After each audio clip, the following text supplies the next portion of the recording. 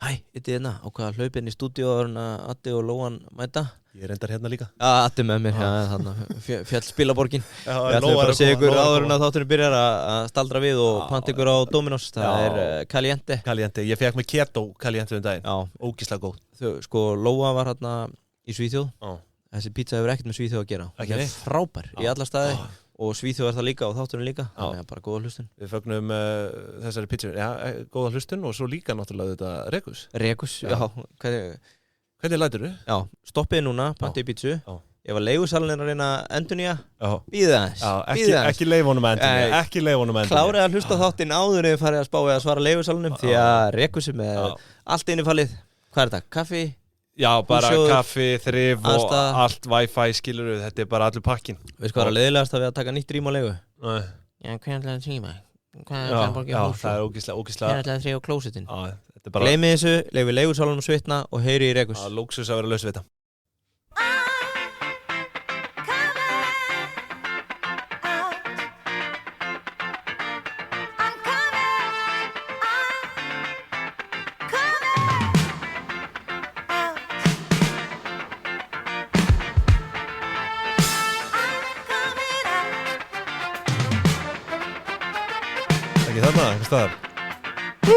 Þú er að lýsa þessu. Það er ég.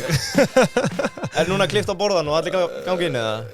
Já, það er svolítið þannig. Já, tjaldið tekið niður. Það er svona eftir hvaða gíru við erum í, sko. Já, frábært. Þetta er sem sagt lagið þegar þú opnar eða þið opnir nýja Lindex-búð. Já.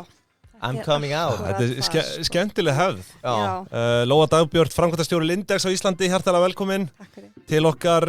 Það er Pingjan sem heilsar, Addi og Iddi. Já.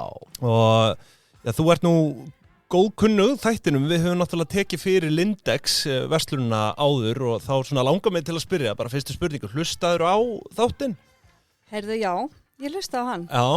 Braustu leirtauið heima eða? Nei, sonur minn benti mér á hann er aðdáandi Pingjunar. Já, ok, skemmtilegt. Hann Daniel og hann sagði mig frá þessu. Já. Ok. Þetta er mjög áhugavert. Já, það er gaman af. Þetta er náttúrulega stór mögnu saga sem við kannski náum að krifja. Já, ég held það bara. Er það ekki? Þetta er skemmtileg saga. Já. Ég kannski tek ekki eftir því sjálf að því ég er í henni, en það var svolítið gaman, við vorum að horfa á mynd, fjölskyldan heim daginn, nýju myndina Mer, og þá sagði Albert um mig, Lóa, þetta er svolítið eins og sagan okkar. Já. Þú veist, bara byrjaði svona eiginlega við eldhúsborðið og svo bara farið þaðan, sko. Þannig að við höldum áfram með samlíkinguna. Er þá Lindex svolítið ykkar Jordan, eða? Alltaf ekki. Já, það sem þið voru að sækja. Já. Ertu búin að sjá hana, eða? Nei, ég á eftir að sjá hana. Hún er æðisleg. Fyrir svona frumkvöla hausa, hún er skemmtileg. Ég er að elska allar svona myndir, sko. Það sem einhver svona, byrjar bara á botninum og þú veist, vinnur sig upp, sko. Það eru mínar uppáhaldsmyndir. Ég veit ekki af hverju ég er ekki búin að sjá þetta. Nei, hún er æðisleg. Ég vil langar ára á hana aftur. Já, stórgóð. Þannig já, þetta er skemmtileg saga, klárlega. Já. En herðu, bara, eins og sem hjartalega velkomin og okkur langaði svona til að bara svona þræða dálítið söguna. Já. Og helst bara byrja bara svona á byrjunni með þig, sko, hvort að þú, bara hvaðan kemur, byrjun þar, kannski? Já, ég er náttúrulega bara, kemur upprunlega bara úr sveit.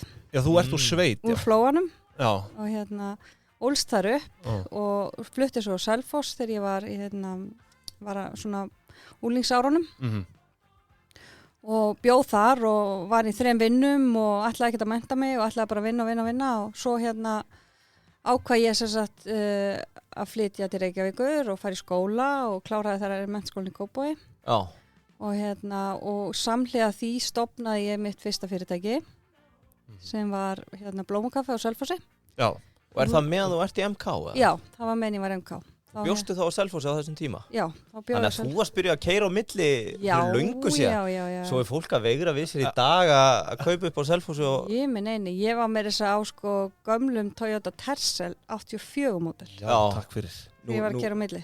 Bílaiti er 0 af 10 knowledge. Getur listaði bíl fyrir okkur eða? Er þetta bara eitthvað crap eða?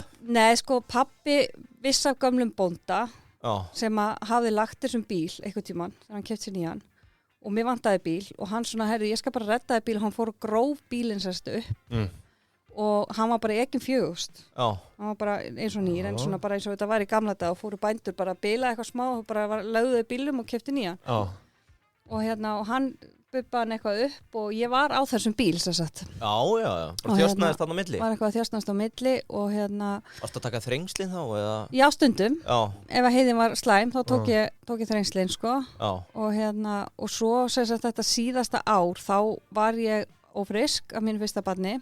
Já, þú varst snemma í þessu maður. Ég var snemma í þessu. Hvað ert gömul þannig? Þarna er ég 22 og búin að reka þetta í eitthvað 1 ár. Já. Og þegar ég verði ófrisk þá sá ég, ok, ég þarf að klára námið áður en að barni kemur í júlí, þannig að ég þurfti að taka síðustu önnuna mína, púsla saman 3 skólum til að ná þessu. Og var að keyra á milli í þetta, var í FSU, Fjölbraut í Ármúla og MK, þetta síðustu önn og að reka þetta fyrirtæki.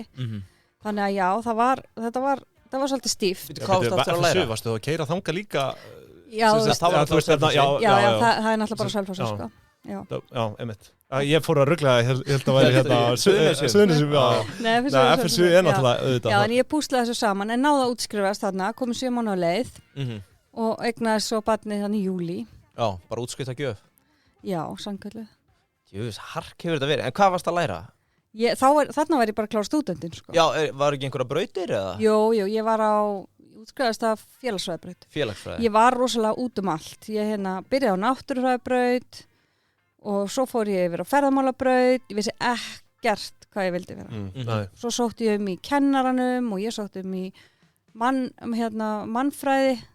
Bara vissi ekki neitt. Eina sem ég vissi, ég var að reka þetta fyrirtæki og mér hafði rosa gaman að því, en svo kannski þegar maður er ungur þá er maður svona, maður er ekki viss, maður langar að gera allt og maður er ekki viss hvort þetta sé nú, þú veist, séu nóg mikið framtíð í þessu og hinnu og eitthvað svona, þannig að ég var svona svolítið leitandi. Og þetta fyrsta fyrirtæki, það er Blómakaffi, ekki satt? Jú.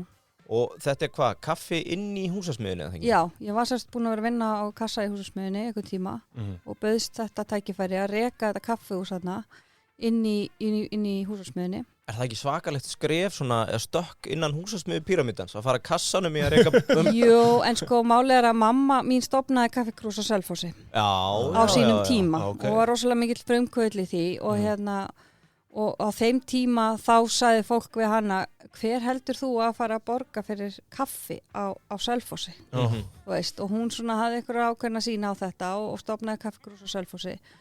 Og ég hafði svolítið þann bakgrunn klárlega þegar frændi minn nálgaðist okkur með þetta og mamma var með mér inn í þessu og við rákum þetta þarna saman. Þannig að jú, þetta var svolítið stórt stökk en ég sá þetta ekki þannig, ég bara let vaða og mér fannst þetta bara spennandi sko. Og okkur fannst við vera svolítið frumkvölar með þetta, við vorum með svona heitan mat í hádeginu fyrir innamenna. Já. Það er alltaf gutt. Vöfflur í kaffinu og svona. Það er money machine sko. Já, þannig að þú veist, það var alveg röð út sko. Þeir voru með fisk í hádeginu og svona eitthvað. Og blómanafnið, það er bara pretty title. Þið voru ekki að selja blómað inni eða? Nei, þetta er sérst inn í Blómavall. Þetta var inn í nýri byggingu húsasmiðunar á Blómavall. Þess vegna hétt þetta Blómakaffi. Þetta var, þú veist, En þú kemur henni bara reksturinn á veitingunum. Þú varst ekki að selja blóm líka. Nei. Hvernig gekk þetta svona, þú veist, fór þetta í þrot á endanum eða hvað? Nei, mér minnir, þetta var þannig að húsasmiðan keypti reksturinn svo á endanum þegar þeir tóku yfir reksturinn og það var engin gróði í því, þú veist, það var bara að losa þetta út og þú veist, ég var bara búin að missa áhugann og farin að gera eitthvað annað sko. En var þetta ekki hellingsskóli að reka þetta svona? Jú, heldur betur, þú veist, ég áttaði mikið á því þá en ég veit það í dag hvað ég hafi rosalega gott af þessu. Maður svona leikur að mann að spurja, þú hefur ekki farið aftur út í veitingarekstur eða það? Nei, og ég vissi eiginlega alveg að mér þótti það ekki skemmtilegt. Já, ok, þannig að þú reiknar ekki með að fara aftur út í veitingarekstur. Ég bara vissi alltaf, þú veist, ég var búin að vera með mömmu á Kaffi Krús og svona, vissi alveg hvað þetta snerist og mér bara fannst aldrei skemmtilegt að vera í veitingarekstri og mér fannst það ekki skemmtilegt þarna en mér fannst fyrirtækjareksturinn alveg skemmtilegur og með fullt af hugmyndum og allt það en alltaf fannst mér leiðilegt að vera í þessu matastúsi. Og hvað er það svona, ef þú manst daginn, varstu sjálf að afgreiða eða Já, ég var bara sjálf, já. Já, og vera standið að panta inn og bóka og allt þetta. Svona litlu fyrirtæki og bara gerur allt. Já. Þú skúrar þið út á kvöldin, sko. Já, ok. Var þetta alltaf, þú veist, pælingin hjá þér, að fara út í business? Nei. Ertu hreinræktuð? Já, þú veist, ég veit það núna, já. Ég er hreinræktuð businessmannskja, ég veit það alveg og frumkvöld, en þarna var ég kannski pínu leitandi, þú veist, foreldrar mínir bæði miklu frumkvöldar, en þarna var ég svona, já, þú veist, allir ég fari ekki bara í læknisfræði og bara út allt, en svo fór ég þess að í svona persónuleika próf í háskólanum, Strong. Og út af því kom sem sagt númer 1, þú átt að reka þetta í fyrirtæki, númer 2, vinna á auglýsingastofu, númer 3, vera innkaupastjóri. Já, var það orðin breyta í þessu að reka þetta í fyrirtæki? Já. Eða þú veist, mér fannst það alltaf eins og þetta væri bara tengt einhverju starfsgreinum bara svona 9-5 sko. Nei, það kom númer 1 hjá mér. Okay. Og ég var alltaf svo hrædd við starffræðina, þannig að ég svona var búin að fara svo köttur í kringum heitan graut með viðskiptafræðina. Og svo ég sagði bara, herðu, ok, ég fer bara í viðskiptafræðina, þú veist, hún næri inn á þetta allt og allt þetta, þannig að ég dreif mig í HR og bara hef aldrei séð eftir því. Og hvaða ár eru við að tala um núna? Er þetta eftir Blómakaffi eða tekur það með? Nei, ég var þarna var ég hætt með Blómakaffi og ég fór hérna aftur í húsasmiðuna í tækniteknir í smá tíma og svo fór ég HR 2005. Já, svo, nú finn ég strax eftir mig langar að spóla aðeins tilbaka. Já. Hvernig hérna, við erum búin að fá nokkra svona frumkvöldar til okkar sem að hafa, hvað er ekki svona þema það að þau hafa verið með tombólu? Þeir eru yngri. Jó, það er svona, doldið. Hvernig gekk það fyrir sig út í sveit? Hafðið þú einhver tækifæri til að vera frumkvöldast sem svona ung stúlka eða? Varst að selja mjólk bara út á þjóðvegi? Já, ég var ekki með tombólu. Nei, það er alveg rétt, ég var ekki með tombólu. En sko, mér fannst rosalega gaman. Í gamla daga var allt merkt með vermuðum.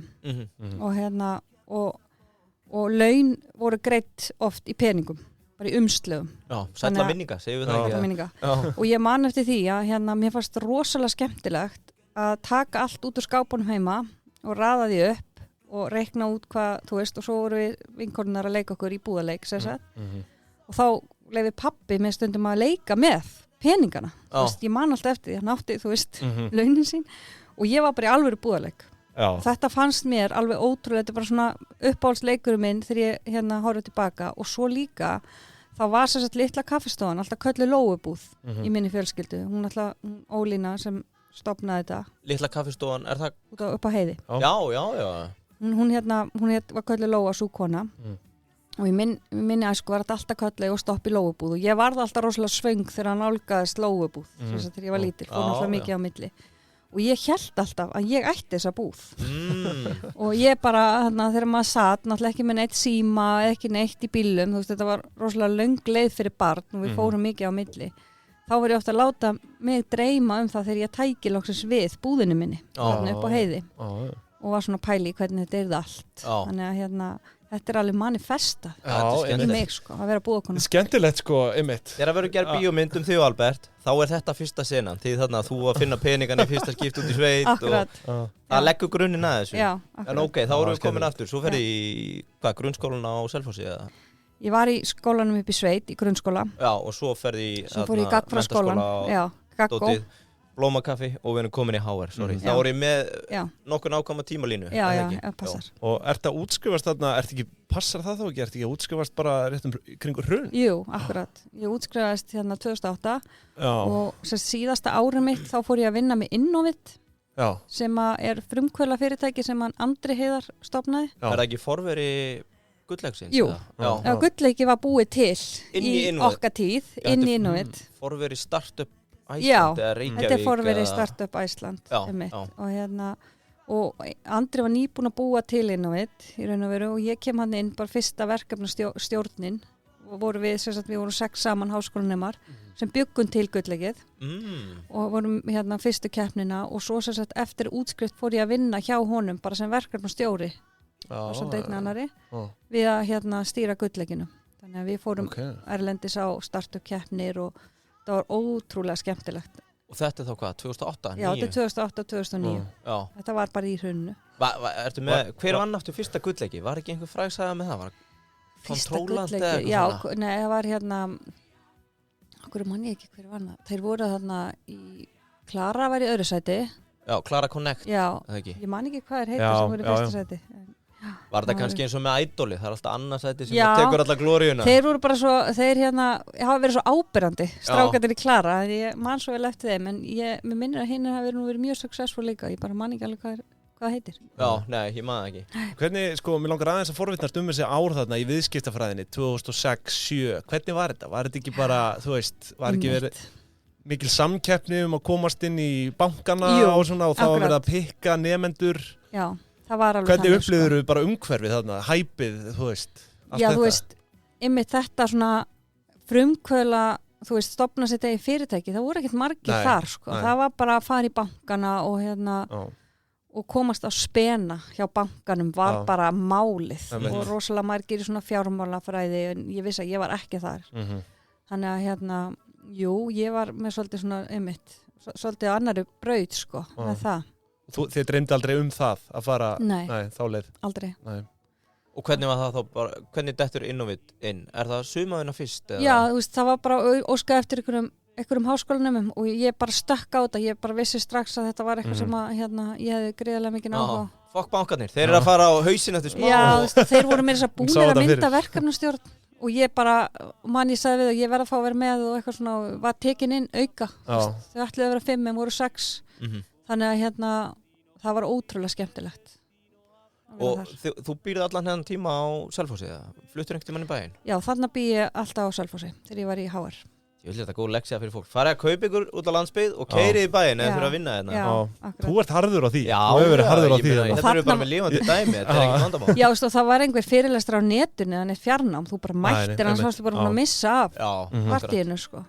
Þannig að mér fannst þetta ekkert mál. Nei, þetta er ekkert mál. Nei. Jú. Ég veit ekki, við höfum tekist á þetta hérna. Hann segir þetta sé eina viti bara að kaupa húsnæði út á landi núna og keyra á milli. Já, þú veist auðvitað, ef maður innsetur sér eitthvað þá En þú veist, ég bý í bænum í dag af því að mér langaði ekki að keyra lengur á milli. Tökum þetta út. Þú fattar að ég bara, þú veist, þegar þú kemur aftur í bæinn og eittir miklum tími í þetta og að vera í umferðinni, þú veist, sérstaklega í þegar það er snjór og blindbylur og svona myrkur, það er þetta alveg taugadrekkjandi, sko.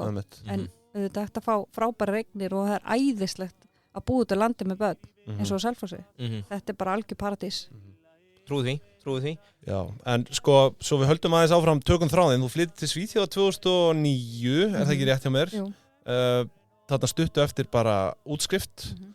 Þar byrjar dálítið þessi baktería, er það ekki? Þessi fata... Jú. Ég fer til Svíþjóðar 2009, þá var ég í fæðingarorlofi með annað barnið okkar og við ákváðum bara, þú veist, það var hrun og var ekkert að frétta, ekkert mikil í ákvæðinni. Nei, einmitt, já. Og ákváðum bara að drífa okkur út, Albert ætlaði að fara í mastersnám og við ætlaðum bara að hafa það svolítið kósí, sko. Bara hann ætlaði að sitja undir tré og lesa bók og ég ætlaði að baka pönnukökur og hafa það næs og vera bara mamma, sko. Bara vera í því hlutverki.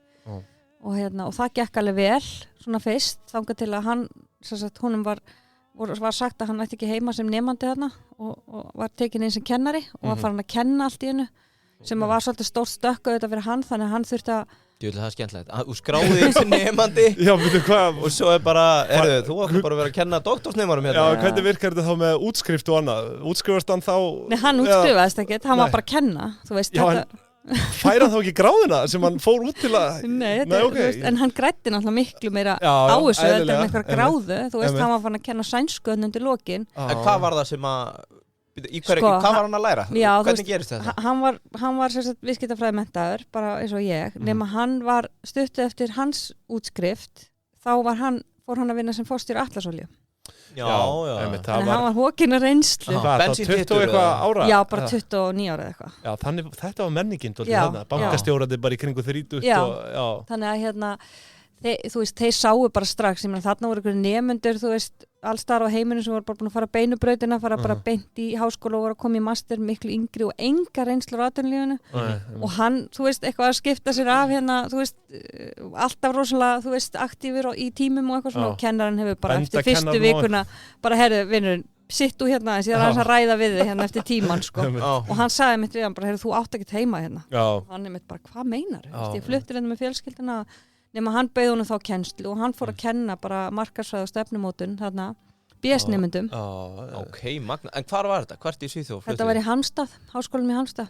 Halmstad, Já. nú þarf ég að googla. Veistu hvað það Þetta er á vesturströndinni. Eins og þú heyrði bara í byrjun þáttar að landafræði Arnar er ekki sterkur. Non-existent. Er þetta landamærin við Noreg? Æðislegur bær. Nei, þetta er sem sagt á vesturströndinni. Þetta er alveg geggjað svona strandbær. Þannig aðeins fyrir von Helsingborg og þegar hann kemur heim hennar dag og segir bara, herru, þeir buðu mig kennslu og þá náttúrulega var þetta allt breytt, þú veist, hann er þeir náttúrulega bara að fara að lesa námsbækur sem hann náttúrulega að fara að kenna, þú veist. Já. Og við erum náttúrulega bara bæði þannig að við eigum rosalega erfitt með að segja nei við svona góðum tækifærum. Við bara hvetjum hvort annað alveg í allt svona, þú veist, peppum hvort annað upp. Út í ruglið. Út í ruglið, þannig að ég bara svona, já, þú veist, gerð þetta, við gerum þetta bara, látum þetta ganga, en auðvitað kostaði þetta það, hann var að vinna rosalega mikið. Já. Og ég var bara heima með krakkana og fann alveg bara, herðu, þú veist, þetta pönnukökulíf er ekki alveg, þú veist, þetta er bara ekki að virka alveg fyrir mig, sko, ég bara verða að hafa eitthvað aðeins meira að gera og meira áskorunir og var fyrri þá á leikskóla meðan eða komið í grunnskóla? Já, hann var bara komin í skóla. Grunnskóla? Já, grunnskóla. Er það Daniel? Já, það er Daniel, sem er núna mitt í HR. Sjátt á Daniel. Já, sjátt á Daniel. Hann drekkur kampaðinn í HR, þú drakst kaffi. Já, akkurat, þannig að þetta er svona, en Já, bara rétt að trufla til að segja ykkur frá Inkasso, Momentum.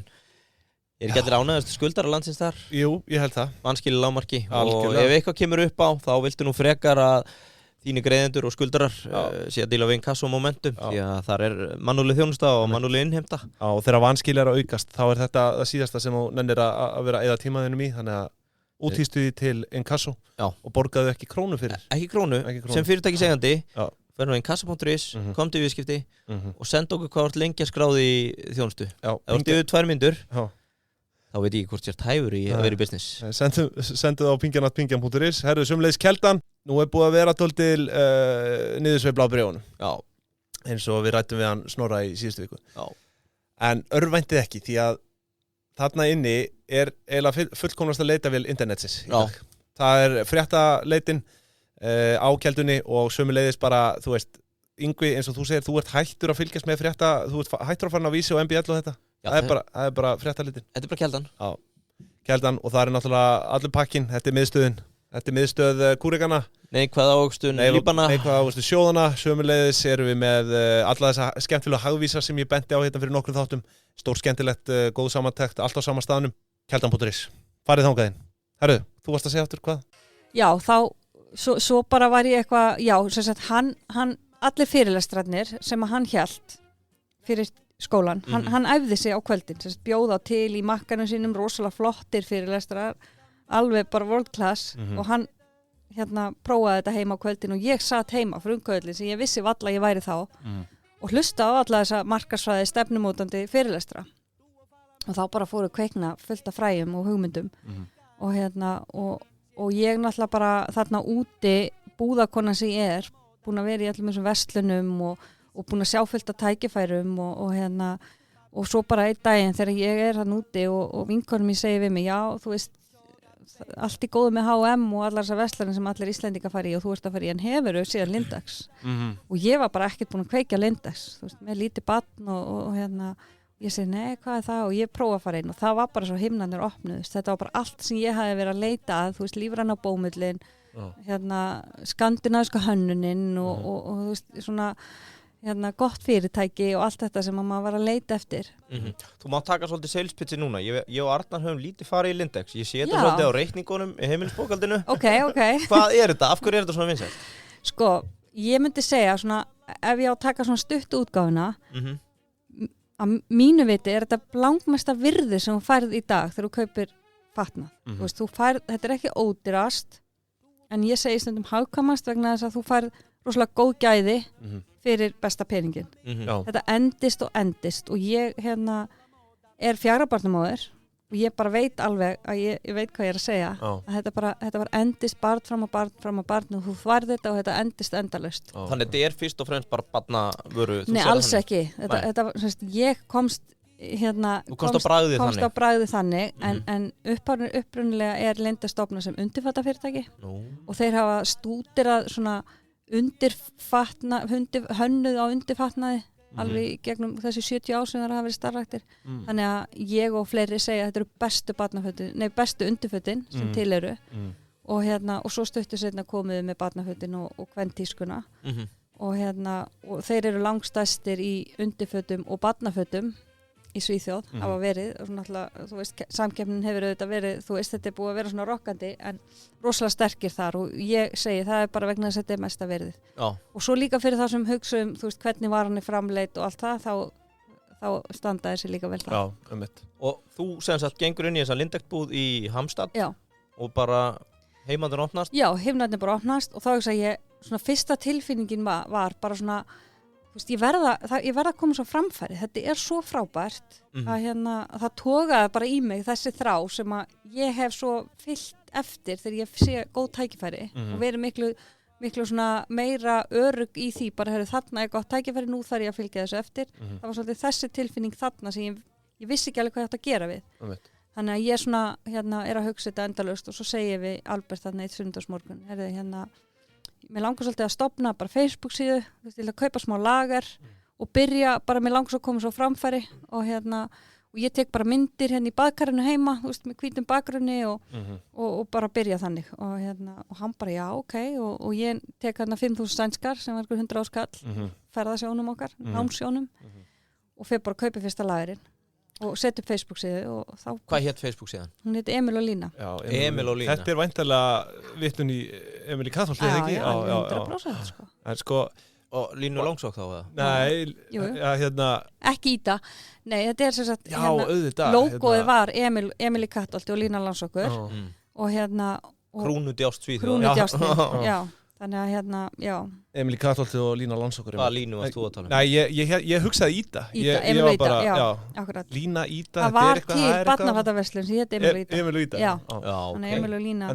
Þannig að þetta var þannig að þú í rauninni keyptir þetta inn á undan, þú veist, þú varst með lager. Já. Það var ekki þannig að fólk pantaði í rauninni gegnum þig og þú fórst og keyptir og sendir. Það voru svo margir að gera það. Já, einmitt. Á þessum tíma. Já, sem bjögg úti og ég sagði, ég ætla að gera þetta þessu öðruvísi og Það er bara pure broker. Já, akkurat. Ég ætla bara að birta endaleg verð. Það var alltaf þessi óvissa með, þú veist, hvað er tollurinn og hvað er sendingagjald og eitthvað svona og ég var að reyna að finna einhverja hagkvæmni í þessu og pakkaði í svona stórum einingum, sendi það bara í gegnum tollinn, þannig að þetta var allt bara þekkta stærði, svo tók mamma við þessu, endur pakkaði í minni pakka og keyrði út ef hún gat eða sendi, þú veist, þetta var að reyna að finna einhverja svona stærðar hagkvæmni í þessu og ég fann það að fólki fannst gott að sjá bara endaleg verð, þetta kostar þetta til þín og þetta voru alveg svona commercialized verð, þetta var alveg 299. Þetta er ekki bara eitthvað svona eitthvað. Og var hún að skuttla þessu í rauninni bara á milli? Já, hún tók við þessu tók við kassanum, alltaf stuðningsmaður númer 1. Mjög gott. Stofnuðu þið strax fyrirtæki þá í kringum þetta? Já, við vorum með 8 fyrirtæki sem við létum sjá þennan rekstur. Þannig að þetta var bara Íslenskt EHF strax? Já, akkurat. Og svo var ég bara með svona monster Excel-skjal sem ég reiknaði þetta allt út og þetta var mjög einflett sko. Og hvernig, þú veist, finnur þú bara strax þetta bara springur út eða hvernig kemur þið fyrst á framfæri? Bara kaupa auglýsingar á Facebook? Já, nei, ég keypti ekki auglýsingar á Facebook. Það var ekki byrjað þá, sko. Facebook náttúrulega bara sem slíkt var bara nýbyrjað. Já, Facebook var bara nýbyrjað, sko. Þannig að mamma var bara fyrsta sem gerir like við síðuna og svo bæði bara alla að deila og það virkaði rosalega vel á þessum tíma. Þá var algoritminn bara þér í hag, algjörlega. Facebook var bara komið svo á framfæri. Þannig að þetta, ég var komin upp í 4-5 fylgjendur bara mjög hratt og svo bara sprakk þetta út og svo sumarið þegar við vorum bara komin inn í þetta á fullt, Albert var komin með mér að mörguleiti inn í þetta, en ég satt við eldhúsborðið bara alla daga afgreiða pantanir og eiginlega komið á þeim tímabúti ég sagði bara, herðu, þú veist, nú vil ég bara ekki fleiri pantanir og þá svona kom hann aðeins með mér inn í þetta og ég geta sendt hann með innkaupalista. Og voru pantanir þá bara komið gegnum message? Já, bara gegnum messenger og bara e-mail og þú veist, alls það. Eru að tala bara, þú veist, 100 pantanir á dag bara? Já, stundum, þetta var alveg rosalegt og þú veist, þetta var bara eldhúsborðið var bara hlaðið og allir fataskápar heima fullir af fötum. Það eru fljótt að breytast í martru bara að viðskiptakerfið sé Facebook, sko. Já, algjörlega og þú veist, ég var alltaf með krakkan bara á brjóstinu og í fanginu og eitthvað, þú veist, að reyna að vinna þetta með annari hendinni. Fékkstu einhvern tíma kvörtuna, afsakið, það var brjóstamjólk á vörunum mínum? Nei, ég gerði það ekki, sko. Maður veit aldrei. Nei, ég gerði það ekki. En hérna, lendur eitthvað í því að, þú veist, þú fær pöntun og ert þú þá bara að hlaupa út í Lindex og kaupa það og það var kannski ekki til, eða? Já, það kom alveg fyrir, en oft var ég bara búin að kaupa eitthvað smá lager sem ég sagði Já, sorry, það er rétt. Já, og þú veist, ég hafði greinilega ágætis tilfinningu fyrir því hvað það er sem að, þú veist, var að seljast. Hvað er svona bestsellerinn? Ég myndi segja bara basic varan. Þú veist, lífræna bómullin, basic varan er alltaf bestsellerinn, sko. Það er svona, það öruggasta og það sem að, þú veist, þær kaupa mest og náttgalarnir. Bíddu, hvað, eru þið bara að kaupa bómull þá, eða? Nei, þetta eru bara úr bómull, sko, bara framleitt úr bómull. Já, en hvað vara, þú veist, er það þá? Bara, þú veist, basic peysur, basic buxur, basic náttgalar. Já, ég var bara með barnaföt þarna, sko. Já. Og svo sem sagt, þegar við kom heim, svo langaði okkur að fara heim yfir sumartíman og þá hugsaði ég, ok, ég get ekki hérna droppa bara viðskiptunum yfir sumartíman. Þannig að þá samdi ég við vinkonum mína sem bjóti að hérna að senda mér vörur og ég ákvaði að fara bara hringin, ég bókaði heimakynningar bara allt Ísland og keyrði hringin og hérna, ég held ég að tekið eitthvað svona 100 heimakynningar þetta sumar og Albert keyrði mig bara, þú veist, með hérna ferðartöskurnar í skottinu og strákan aftur í og íkæðslarnar, þú veist, bara labbaði inn í stofu og hélt kynningar. Já, ok, þannig að það er gerður í blöss sem hermir eftir þér. Já, það er bara þannig, sko, það er bara þannig. Nei, en hérna, þetta var ótrúlega... Og þá ertu bara að taka niður pantanir og svo bara... Þá bara mætti ég, þú veist, ég var með 3 ferðartöskur aftan í bílum og svo mætti ég bara inn í stofuna og hengdi upp og seldi þar sem þær vildu seljast, vildu kaupa og svo var ég líka með backing, þar sem þú gast panta og þá sendi vinkona mín mér alltaf hérna, til að fylla á. Og þessar heimakynningar, eins og ég segi, þetta var einhverju 2-3 mánuður og einhverju 100 heimakynningar og ég held svona seinna mér, þetta hafi örugglega verið einn stærsta svona markaðsrannsókn sem hefur verið gerð á svona þessu markað, því ég náttúrulega þekkti þessar konur ekkert nema bara við áttum þetta sameigilegt, þannig það var verið að tala um barnaföt og þennan markað bara. Já, og þú fær bara alvöru djús, hvað er það sem að fólk vil? Algjörlega, sko, algjörlega. Og erum við ennþá bara að tala um að þetta er bara fyrsta ári í rekstri sem allt þetta er búið að gerast? Já. Hvenær hugsaðu bara, heyrðu, ég þarf að taka þetta næsta skref eða opna búð eða... Já, svo komum við aftur til Svíþjóðar hann í ágúst eftir þetta sumar og búin að taka þennan hring. Má ég aðeins skjóta inn í, hættir maðurinn að kenna þarna? Nei, hann var ennþá að kenna, hann var bara í sumarfrí. Já, ég skilji, ok. Hérna, yfir sumartíma, svo bara förum við aftur út og hann heldur áfram að kenna. Og ég ætla bara að halda áfram uppteknum hætti, þú veist, Excel-skjalið og allt þetta. Nema þá tókum við spjallið og bara heyrðu, þú veist, eigum við ekki bara að tala við Lindex. Já. Ég var einmitt að fara að spyrja því, var enginn í búðinni frá hann að spotta bara, heyrðu, það er eitthvað galið við þessa konu, hún kaupir og kaupir og kaupir. Jú. Er það ekki? Það var þannig. Einhver búðastjóri lítur að við varum bara... Það var þannig, það er alveg hlupu þegar ég kom, þú veist, að ég kom alltaf með haug á kassan. Sko. Það var einhverjum, ég man ekki, sem við töluðum við, sem ég heyrði viðtal við, sem var bannað að versla einhvers þar út eða hann var í einhverju svipu. Já. Var það ekki þannig, þú veist? Ég komst ekki á þann punkt. Þú varst byrjuð að vekja grunnsendi? Alveg rosalega, sko. Þær voru alveg farnar að fyrst og sveia, sko. Þannig að jú, þetta var alveg orðið pínuskrítið, sko. Þetta var svo mikið og ég alltaf bara, þú veist, með barnavagnin að kaupa eins og ég veit ekki hvað. Var það ekki fara að kvíða, bara dóltið að fara inn? Jú. Sérstaklega því að litli kallinn var ekkert, þú veist, hann var fann að hlaupa og þetta var erfiðar að fara bara alltaf að versla, menn þetta voru 2 tímar kannski bara, þú veist, með eitthvað skjal og reyna að versla, þú veist, þannig að hérna, þá komum við að tala við Lindex og hérna, og við setjum saman einhverja kynningu, þannig að Albert var náttúrulega búin að kenna og var rosa góður í svona kynningu. Við setjum saman þessa kynningu og sendum og bara svona upp á von og óvon. Hvað, hérna, þú veist, hvað myndi koma út af því? Nema við fengum svar frá Jóhanni, hérna vin okkar í Svíþjóð og hann segir bara já, þú veist, ég er búin að vera að skoða þetta og þá var hann víst búin að vera að fá eitthvað að posta líka frá Íslandi og hérna og hann bara vill hitta okkur. Okay. Posta með hvað? Post frá öðrum sem höfðu áhuga á Íslandi að flytja inn. Og búið að vera að biðja umboðið fyrir Lindex. Já, það var engin eitthvað að kvarta eða láta vita að þú værir. Nei, ég held ekki. En hérna, allavega voru fleiri búin að, og svo náttúrulega bara fólk sá hvað ég var að gera á Facebook og sagði bara þetta er rosalega flott merki og svona, þannig að hann býður okkur til Gautaborgar og við fyrum og hittum hann. Og það verður bara strax rosalega gott kemistri á milli okkar og hérna við fáum að skoða allt og svo fer þetta bara í einhverja nokkra mánaða svona ferli, hann kemur hingað og er að hitta fleiri aðila og hittir okkur líka og við förum með hann hérna hring og sýnum honum Smáralind og Kringluna og þetta er svona eitthvað að malla í einhverja mánuði. Og þessi sem þú ert að hitta, er þetta forstjóri Lindex? Nei, hann sést yfirmaður Fransasdeildarinnar. Já, ok. Þannig að hann er alveg svona higher up. Já, algjörlega. Og Já, þannig að þið eru í rauninni að sækja bara þetta svona sérleyfi. Já, ásamt fleirum. Og hann er að taka viðtal við okkur í einhverja mánuði og fleiri aðila. Svo enda með því að hann í janúar, þá förum við til hans á fund og þá segir hann okkur þá segir hann, are you ready for Lindex? Þá var hann búin að ákveða það að hann ætlaði að bjóða okkur umboði. Og við vorum náttúrulega kannski ekkert með meiri reynslu heldur en aðrir sem voru búin að vera sækja jafnvel minni reynslu. Veistu einhverja sem sóttu það? Já, ég hef eitthvað heyrt sko. Ég ætlaði einmitt að spyrja sko, af hverju þið af öllum sko, þið eru náttúrulega bara ungt fólk, auðvitað, væntanlega ekki með allt of mikið milli handana. Nei. Og væntanlega berjast við fólk sem að hefur mun meira milli handana. Algjörlega. Og var það þá, voruð það að pitcha þessu að þið hafi verið að gera þetta? Að selja þetta til Íslands? Já, hann sá það sko og það var alveg eitt af því sem við sögðum frá í kynningunni að það væri komin hérna ákveðin innsýn inn í þann markað og tókum náttúrulega til bara okkar fortíð og reynslu og svona og hann hefur seinna sagt okkur, þetta er bara mjög góði vinur okkar í dag, hann hefur bara nýkomin hérna úr ferðalega, fór heimsótt okkur hérna með fjölskylduna hann hefur seinna sagt okkur, það var bara þessi frumkvöla kraftur sem að hann heitlaðist á þetta chemistry á milli okkar. Það var ekki það að við værum með mestu reynslunni eða neitt slíkt. Sko. Bara passionið. Já, hann lærði sænsku, Albert, hann var fann að kenna sænsku. Ég talaði sænsku við krakkana sem kom í heimsókn með Daniel.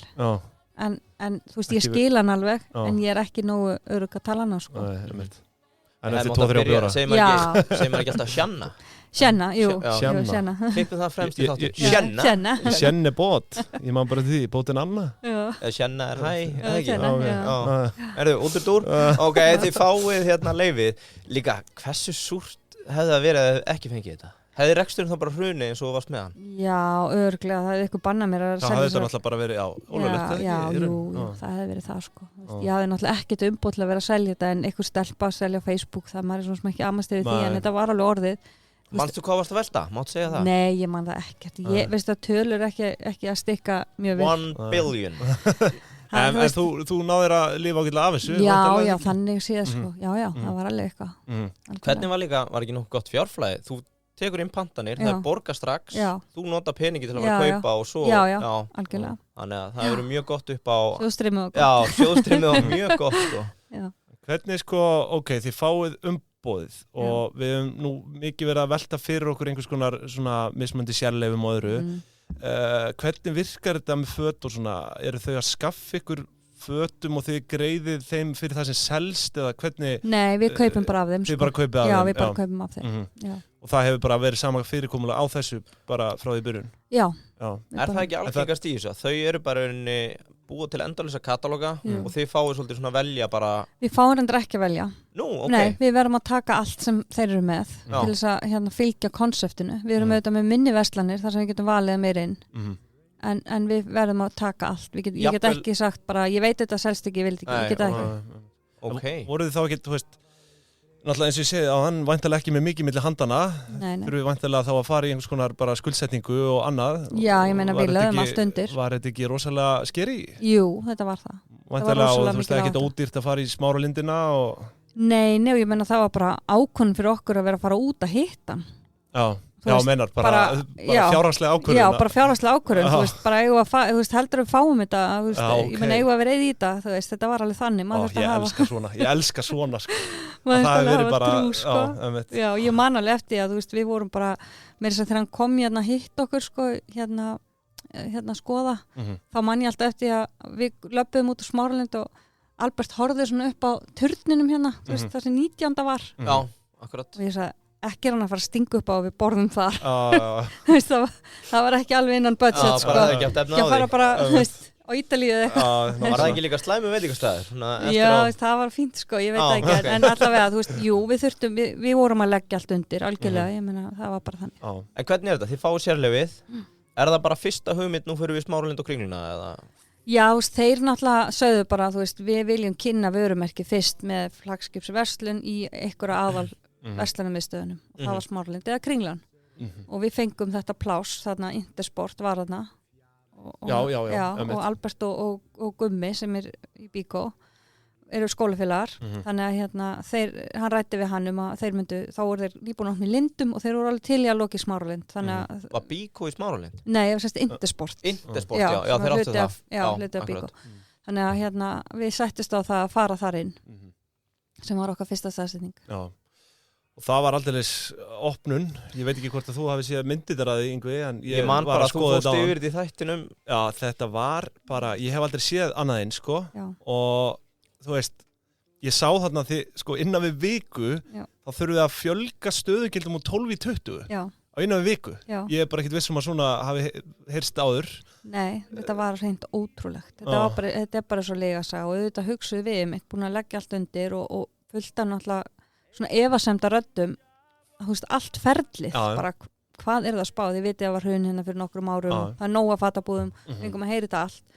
Auðvitað, þú veist, læðist að manni, þótt maður hafi rosalega mikla trú, ég hafði alltaf rosalega mikla trú á þessu vörumerki, að þú veist, erum við að fara fram úr okkur, og bara kvöldið áður, þú veist, þá vorum við bara, hvernig fer þetta, þú veist, þegar við opnum á morgun og allt þetta, þannig að þetta kom okkur auðvitað í opna skjöldu að það skildi svo bara, það var röð, þannig marga daga.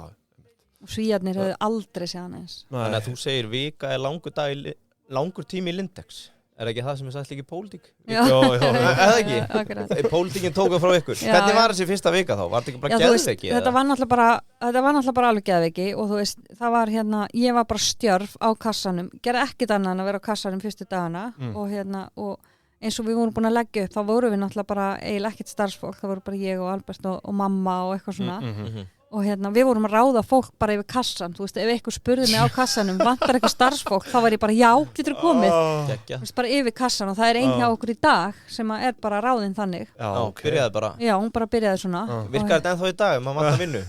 Já, þú veist, já, það getur alveg gerst, sko, en þú veist, við vorum bara, kassa, það var bara röð á kassan, langt inn í búð, alla dagana og ég hafði enga yfirsýn yfir hvað var gerst inn í búð. Það með þess að glemdist, að eitt af því sem glemdist, það var að fá símanúmer á verslunina og síma. Þannig að mitt GSM-númer var skráð á já.is og hann hringdi alla helgina. Veist, bara það voru 99 plus missed call alla helgina. Og ég heyrði þetta ekki einu, það var svo mikið að gera, sko. Nema svo á sunnudagskvöldinu segir Jóhann við okkur, þá var hann búin að vera alla helgina eitthvað að reyna að fylla á. Þá segir hann við okkur, nú er lagurinn tómur, búðin er að tæmast, veist, þetta er ekki lengur Lindex, þannig að nú verðum við verðum að loka.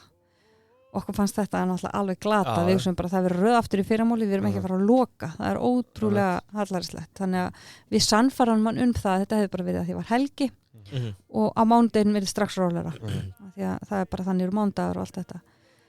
Nema svo opnum við á mánudegi og það var samansagan, það var bara komið röð allan daginn, þannig að á mánudagskvöld þá var tekin hitafundur með Jóhanni að við þyrftum að loka til þess að koma búðinu upp í það ástand bara fá aftur inn föt og Var enginn með eitthvað svona yfirsýn yfir verslununa, var Albert ekki Nei, við vorum bara alveg stjörf, sko. Já, það var enginn sem gat verið að fylla á eða neitt bara í daginn eða Jú, Jóhann var þarna og það var eitthvað fólk þarna frá Svíþjóð sem var að hlaupa á lagerinn og fylla, en svo var bara tæmdist hann á laugardeginum, þessi smá lager sem við höfum haft og þá var ekki að hægt að grípa neitt.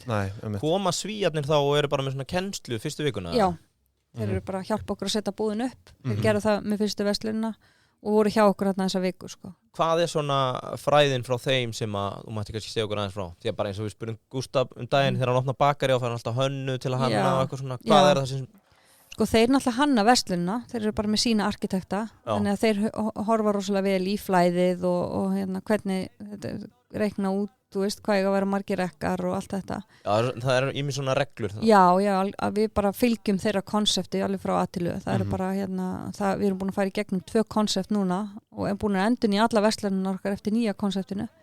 Mátt segja okkur, hvað er svona stærsti munurinn? Á nýja og gamla konseptinu. Sko, eldra konsepti var miklu dekkra og kallað Fab-konsept. Það var svona appisínugulur og svartur og eikarlitur. Núna er allt miklu meira hvítt og grátt og hreidna. Þannig að miklu fallera mínu viti og vörun að fá að njóta sín betur.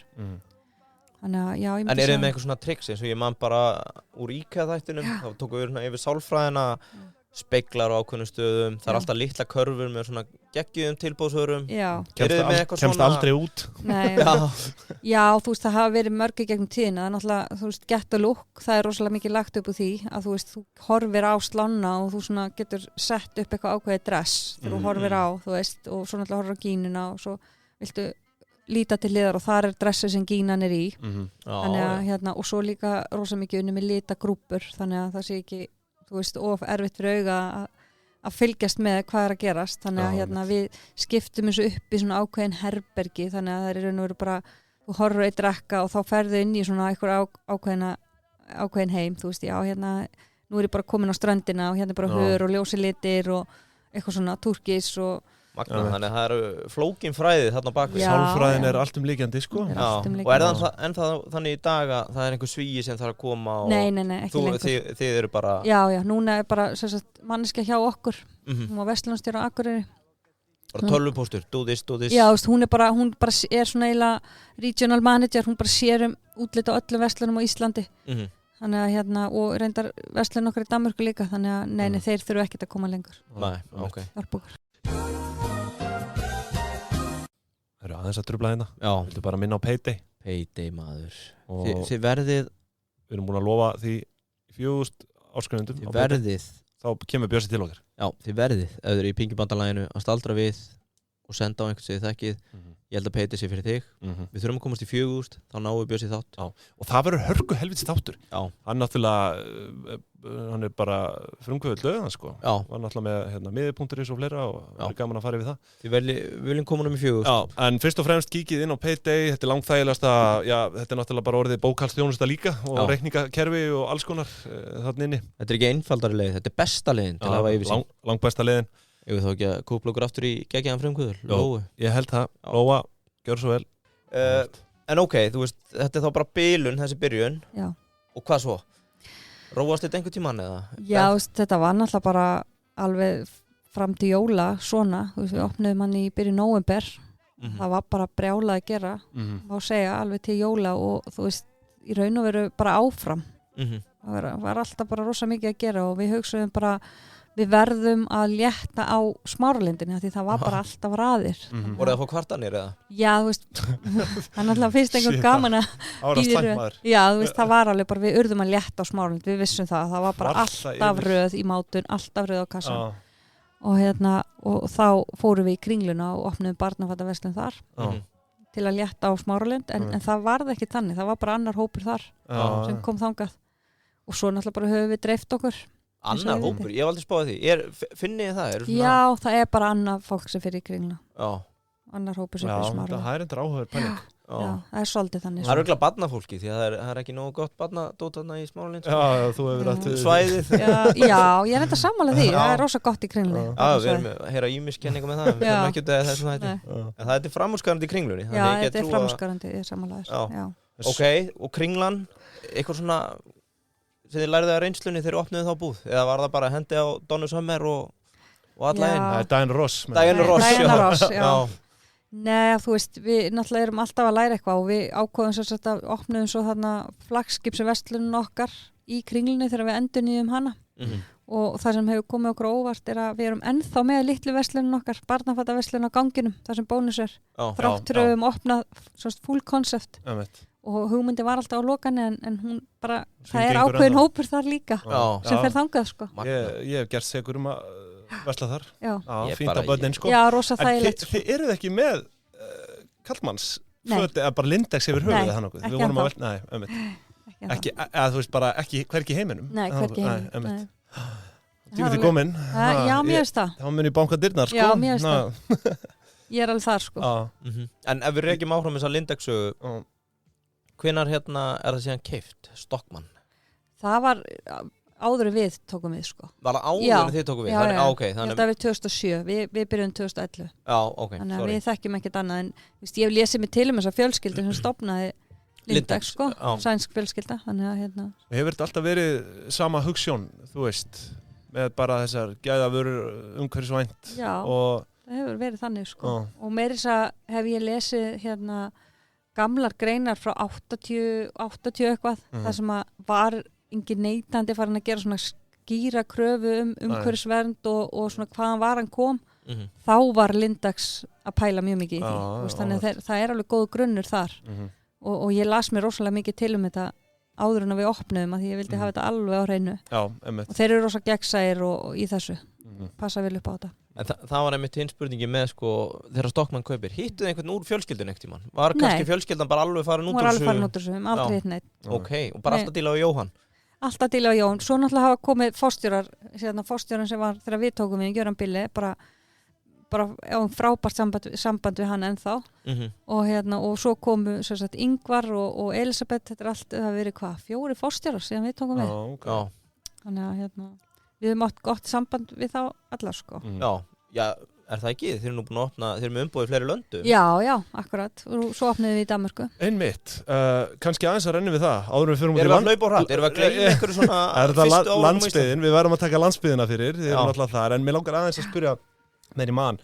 Þið eru með umboðið ekki í Færeyjum og Grænlandi líka ásamt Danmörku? Jú. Er eitthvað, þú veist, selt í Færeyjum eða það er ekki búðir? Nei, það er enga verslanir ennþá.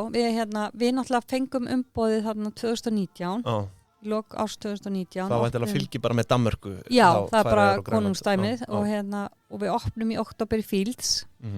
Svo kemur bara COVID í janúar, februar. Þannig að það var allt þetta hold, allt svona. Þangað til bara fyrir árið þegar við erum svona að fara aftur á stað, sko. Einmitt.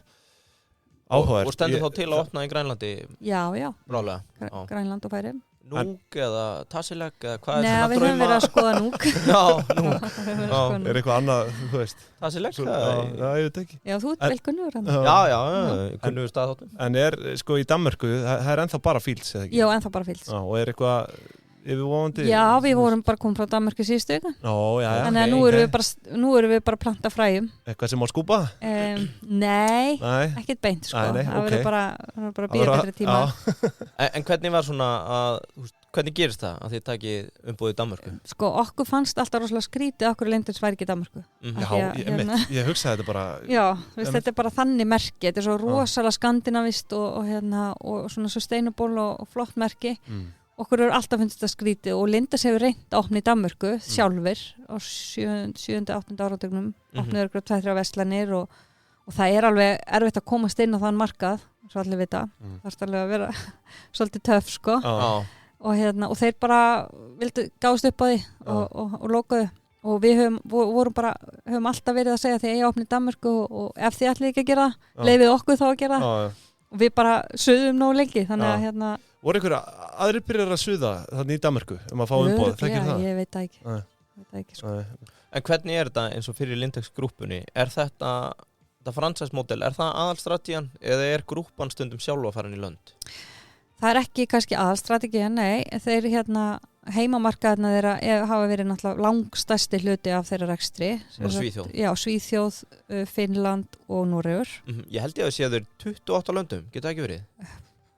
Lindex Group? Nei, ég er ekki viss. Eða selt í 28 löndum? Já, það getur verið selt í 28 löndum. Þetta er 18 mörkuðum, 480, Já, þeir franchise byrjaði þarna bara 2008, 2009 eitthvað svo leiðis. Já, eru þið bara þá með þeim fyrstu? Já, við erum svona eiginlega með þeim fyrstu, sko. Þeir byrjuði í Sádi-Arabíu, svo eru þeir reyndar hættir þar og þeir eru í Austur-Evrópu eitthvað og svo hafa þeir opnað inn á Bretland, opnuð sjálfur 2 verslanir þar, svolítið fyrir COVID og hafa ekki vaxið mikið sjálfur, nei, þeir hafa vaxið aðeins í gegnum franchise, en ekki mikið sjálfur, en þeir eru svona slípa til stefnuna sína. Já, akkurat. Ég sé sko, það eru 210 verslanir í Svíþjóð, 100 í Noregi og svo einmitt enginn í Danmörku. Nei. Sem er svolítið spes. Og hvað? 1? Já, 1 segir ég. Já, 1 og 9 hér eða ekki? Jú, 9 hér. Og pluss netverslun? Já, 10 hérna sko. Ok, stöldur maður eins við heima. Þú sagðir einmitt í þættinum að hálfur Egilsstaðir hafi mætt þegar það var opnað. Já. Er það rétt eða? Já, ég sagði 2000 manns. Já, ég meina getið ímyndað ykkur. Þú veist, Lindex opnað Egilsstöð. Já, það er örgulega kærkomið. Já, einmitt. Já, sko bara smá galin pæling. Já, þetta er galin pæling og þú veist, þeim fannst þetta galir og opnaðum á Akranesi og þá sögður þetta er bara minnsta bæjarfélagi sem Lindex verslun er í og árið seinna opnuðum við og ennþá helmingi minna bæjarfélagi þannig að þeim finnst þetta bara fyndið sko. Já, þurfum við alltaf að fá leyfi hjá þeim áður í opnið? Ekki beint, það var kannski meira þannig fyrst. Núna svona fáum við svolítið að við tilkynntum þeim til dæmis bara að við verðum að fara að opna í firðinum. Bara örugglega viku áður við opnuðum sko. Já, í Hafnarfirði. Já. Er þetta ekki, er ég að misminna, það er 4.000 manns á Eilstöð? Já, það er tæplega 4.000, en það er náttúrulega stærra svæði, þú veist, þegar þú tekur með firðina. Já, en það var talað einmitt 2.000 manns hafi mætt. Já. Og þið stóðu væntanlega frammi bara fyrir svipuðum vanda eins og í Smáralindinni? Já, núna erum við honum betur þjálfuð sko. Við erum alltaf með miðlaðir, núna miklu stærri þannig að við náum að þjónusta þetta betur og við svona erum miklu þjálfaðari í þessu öllu saman þannig að við gátum brugðist við góðum viðbröðum. Gott. Það er gott að heyra, en þið eru einmitt Akranes, Egilsstaðir og Akureyri, er það ekki? Og Reykjanesbær? Já, auðvitað, Reykjanesbær, já. Mér langar að spyrja, við vorum að velta fyrir okkur fyrir þátt, þessi billboard sem það er fyrir utan Selfoss, eða ekki? Já, einmitt. Svo þannig Varmahlíð. Já. Eigið þið? Hvernig kemur þetta til? Já, í fyrsta lagi eigið þetta og hvernig kemur þetta til? Þú ert að menna skiltin. Já, skiltin, billboard. Já, nei, við eigum þetta ekki. Nei, við Þú veist eins og þetta í Varmahlíð, þetta er svo skemmtilegt, þetta er bara fyrsta sem maður sá út á landi líka við. Og af öllum stöðum þá er þetta þarna. Já, við höfum aðeins rætt þetta sko. Ég verða bara eiginlega að kenna Albert þetta. Hann er svolítið svona pæli mikið í utanhúsmerkingum og ég hef stundum spurt hann, þú veist, var þetta bara djók eða þú veist, hvað þetta er Varmahlíð en þú veist, já, þetta er að virka og þú veist, þetta er svolítið út og kú þarna en ég meina, jú, þetta minnir mann á að ekki bara fá hann í loftið, hringdi ég hraða spurning. Við hefum hvort annað upp og hann klárlega á heiðurinn af þessum utanhúsmerkingum öllum. Já, frumkvöðli því. Þetta er líka ekki LED-skilti eða neitt slíkt, sko, það er bara eins og að græða mætt með hamarinn og slegið þetta niður. Já, og þú veist, ég get alveg sagt. Og þú hefur gert svona 10 ára samningum með þetta, sko. Já, mér fann Selfoss, er þetta ekki búið að vera bara heilengi saman? Jú, og ég meina, ef þú pælir því, ég meina, við erum að tala þetta núna og hvað haldið að margir tali þetta? Já, það er háránlega margir. Þú veist, þetta er bara, þetta er svo skrítið og svona óvinnulegt þú fær fólk til að tala þetta og er þá ekki markmiðinu bara náð ef allir er að tala Lindex á leiðin til Akureyrar. Klárlega. Þannig að já. Þetta er einmitt hörkupunktur sko. Briljant. Já, eru við þá búnir hérna heima? Já, svona sirka sko. Mér langar samt aðeins að spyrja áður en við förum aðeins út í svona í lokin svona business tal dálítið, metrikar og annað. Já, kannski tengist þetta nú vissulega því að ég var forvitin eftir umfjöllunum okkar bara hvað gerist þarna sko í COVID 2020, 21% tekjuvöxtur frá því sem þau voru með og búin að standa ykkur helviti vel fram að því 27% tekjuvöxtur 2021 þú veist, er þetta bara netverslunin þú veist, sem er að já, við náttúrulega þið hefjið eða ekki 2020 netversluna? Já. Nei, við vorum að byrja með netversluna 2017 Nú, ok En það sem að við gerðum í COVID var að við settum bara allt í gang með netversluna og fórum að vera með heimkeyrslu og vorum bara með bílana, okkar eigin bíla og jökum rosalega þjónustun á netinu. Já, einmitt. Settum bara allt í gang með það. Og finnið að það er ennþá mikill, þetta er orðin stór hluta veltunni, eða er þetta búið að droppa bara? Já, þetta droppaði heilmikið eftir COVID, þetta gerði það sko. Þetta náði alveg hæstu hæðum í COVID og svo náttúrulega líka ferðaðist fólk ekki. Nei, veist, það er náttúrulega okkar stærsta samkeppni er útlönd. Það er bara þannig. Og þegar það datt út líka, þá hafði það mikið að segja. Hvernig er skiptingin á, þú veist, netverslun versus bara dagsölu, þú veist, svona almennri? Hún væntanlega hækkaði talsvert í COVID. Hún telur ekki þannig, sko. Hún er alltaf verslan að standa bara fyrir sínu og það er bara einhvern veginn þannig að, þú veist, sérstaklega því að við erum þannig dreifð að fólk á auðvelt með að koma og heimsækja okkur þar sem við erum. Já, þannig að hjá okkur, jú, hún auðvitað telur en ekki það er ekkert 50-50 en svoleiðis. En í COVID, fór það bara upp í 90-10 eða? Já, þetta fór alveg rosalega upp. Þetta var bara langstærsta. Hvað fór neðst? 5 manns eða 10 manns sem maður mátti ekki hittast? Já, þetta var, þú veist, við náttúrulega gátum nýtt verslannar okkar, þá fóru bara allir að tína fyrir netið inn í búðunum. Þannig að fólk gæti mætt í vinnuna og það verið 1-2 manneskjur og þar höfðu eitthvað að gera inn í búðinni. Já, það var kannski bara enginn sem mátti koma. En nú hefur líka eins og eftir COVID orðið mjög mikið með bara, hvað segir maður aftur?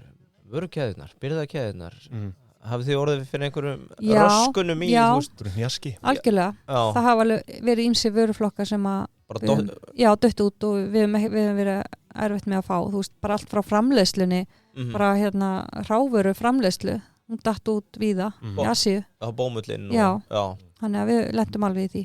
En það er svona alltaf lagast, myndi ég segja. Ok. Heyrðu, getum við þá að tala aðeins Danmörku? Hvernig var opnið Danmörku? Já, svo var það þetta líka. Það var ævintýralegt. Við lentum í svo mörgum hindrunum að ég bara ætla ekki að segja ykkur það. En og bara vorum alveg græna bak við eyrun. Ætlum bara að gera þetta eins og Íslandi en bara allt umhverfið er öðruvísi. Já, varstu þá bara að byrja að plana heimakynningar og... Já, þú veist, nei, ég var ekkert byrja að plana það þá en ég ætti kannski að fara að gera það bara. Kannski ætti ég bara að gera það en þetta var einn stærsta opnun í Sögufíls. Bara frá upphafi. Þannig að opnun gekk frábærlega. Það er svakalegt, sko. En þú veist, þetta var bara, við vorum með erlendan verktaka og 4:00 nóttina áður við opnum þá fengum við að vita það að glerið væri týnt í Pólandi. Þú veist, þetta var bara hvað gat ekki gerst. Glerið þá bara á búðinu sjálfa? Já. Það bara fór svo margt úrskeiðis þannig í byrjun. En svo bara opnuðu við og opnunu var bara stórkostleg. Og gekk frábærlega vel. Það var röð alveg langt inn í Fields og allir rosalega glaðið með það. Og svo bara var fínn gangur þangað til að kom COVID og núna erum við bara eiginlega rístart okkur, sko. Hvernig, þið eru væntanlega með bara danskt fyrirtæki út í Danmörku í kringu það sem kemur ekkert við ykkar fyrirtæki hér heima? Nei, raun og veru ekki, sko. Og eru þið að reka þetta day to day sjálf eða eru þið með bara einhvern framkvæmdastjóra úti? Já, við erum með íslenska stelpu sem er verslunarstjóri úti og hún er svona okkar rekstrarstjóri eiginlega úti, sér allt. Já. Og hvernig er einhver svona skemmtilegu munur milli Íslands og Danmörkur sem þú finnur? Er það að gerast núna? Er alltaf lokað á sunnudögum eða? Ekki í Danmörku, neða, það er opið með þess að alltaf til 8 í Fields. Já, ok. Það er langur opnatími. Ég nefnilega lendi í þessu, ég var í Kaupmannahöfn daginn og þau voru með allt lokað á Hvítasunnu og annan í Hvítasunnu. Já. Það er samt alveg It's a national holiday. Já. Ég var bara, þau eru Danir taka frítugum talsvert alvarlegra heldur við. Það var bara allt lokað. Já. Það sem ég kannski myndi segja munurinn er að Danir eru fyrr í öllu, þeir eru miklu fyrr að klára jólainkaupin. Búnir að kaupa sér sumarföt áður en sumari byrjar fyrst manni. Það er skemmtilegt innbúð. Já. Þannig að desember er aðeins léttari þá. Já, nóvember er langstærstur. Svo er bara allir búnir, það er bara allir að hugga sig í desember, sko. Við getum lært að þessu, sko. Já, við erum svona síðasta snúning meira, sko. Ok, áhugavert. Já.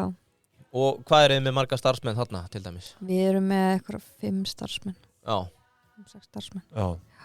Ekki fullt starfi. Nei, ok, það er ekki meira. Það er bara ein verslun. Já, einmitt, auðvitað. Og náttúrulega netverslun. Já, auðvitað. Og hvað með Færeyjar? Verða það Þórshöfn þá? Eða? Já, allir það ekki. Við erum búin að fara nokkur sinnum til Þórshöfn og það er náttúrulega bara erfitt að fá pláss. Það er 1 mall. Nú, ok. Og það er enda 2 í Grænlandi. Já. En það er rosa erfitt að fá pláss þar. Já. Þannig að Albert hefur verið að fara og tjekka á þeim. Þannig að það er magna. Já. Bara eftirspurn eftir... Já, þeir eru bara með sín eigin merki. Já. Ég kann ekki svona byrja fram. Færeysk þá eða? Já, bestseller er enda sterkir hann í Færeyjum. Þeir eru alveg með sína verslanir þar. Og svo eitthvað færeysk heiti sem ég kann ekki. Er þetta annars bara innlend framleiðsla þarna? Já, þetta er bara eitthvað svona, þú veist, eins og kaupfélagin voru. Þú bara kaupir inn eitthvað sniðugt og selur. Og svo ég var ekki Emil og Lína. Hvað Emil og Lína? Er það bara búið? Já, síðan er það til. Hver veit? Er það móðurfélag Lindex eða? Já, það er móðurfélagi. En þið hafi nú líka verið að bæta við ykkur umbúðum, eða ekki? Jú, svo tókum við Gini Tríkotinn núna. Já, og er það í sér verslun eða? Það er stefnan að opna verslun, já, fyrir jól. Ok, og hvernig sækir maður umbúð í dag versus það hvernig þetta á gert hérna fyrir? Núna náttúrulega höfum við meira á baku okkur. Þið eru með leverage? Við erum með meira leverage, alveg klárlega. Við erum með eitthvað svona rekord sem við getum sýnt. Þannig að Og hvað er það sem skiptir máli í þessu umbúðstæmi? Það er bara reynslan eða? Já, sko, þegar við fengum Lindex var það ekki reynslan. Nei, þá var það frumkvöldaginn inn. Já, en núna myndi ég segja með Gínu, þá hafið þau sagt, þú veist, ok, þau hafa reynslu af þessu og þú veist, þannig að það fyrir svolítið eftir bara hvað þú ert. Og hvað er þetta Gína? Þetta er töfum tískufatnaður. Frá Svíþjóð líka? Frá Svíþjóð. Já. Það er fyrirtæki stofnað 1997.